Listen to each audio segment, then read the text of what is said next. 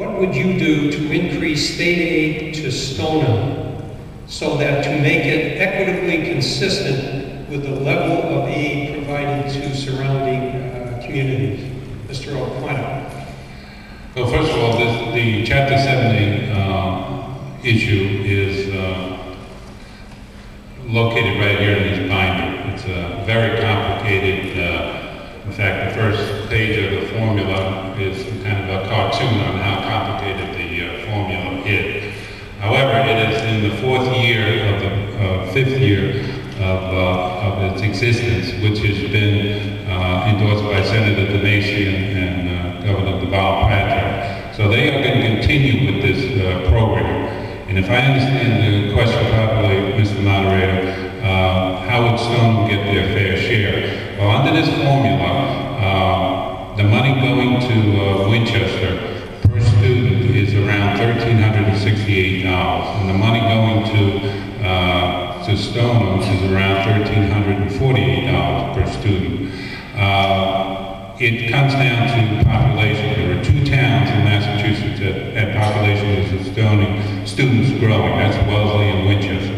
There are 3,800 children enrolled in school in Winchester and 2,800 in Stoneham. So going through this formula, this democratic enhanced formula, when you look at the numbers and you study the numbers, Stoneham is getting their fair share of what the formula says. I think that too much money is going downtown and too much unfunded mandates are being pressed onto the town, such as special ed. I'll give you one number. Winchester spends $8 million in special ed. They get $4 million back. That has to stop. Thank you. Thank you. Mr. Lewis. Thank you, John. There is no issue that is more important to our communities. I believe that every child deserves a quality education. Strong schools are first and foremost the foundation of strong communities, and they are the future of our economic success here in our communities, in our state, and in our country. I believe we need to rethink fundamentally how we fund public education in Massachusetts. What's happened, particularly over the last 5 years, is we've shifted more and more of the burden to paying for our schools onto the backs of local property taxes. And this is unfair. It's regressive, and it's particularly unfair to our seniors. At the same time, our schools, particularly here in Stoneham, have been under enormous budget pressure. We've had to make cuts in art, music, foreign language. We've increased fees so that now a child pays $300 in Stoneham and in Winchester to play sports in a high school. I mean, this was unheard of 10, 15, 20 years ago, and this is not the trajectory we need to be on.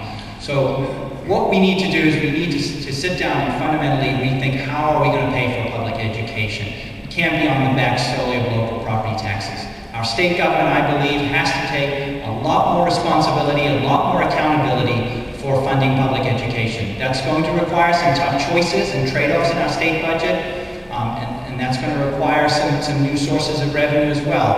And I've been on record that we are going to have to reform our corporate tax code in Massachusetts, for example, which treats small businesses unfairly at the expense of large businesses.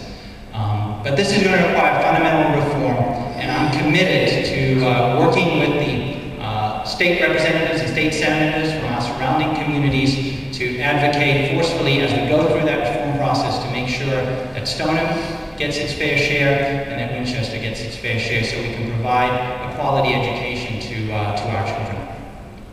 Mr. Riley.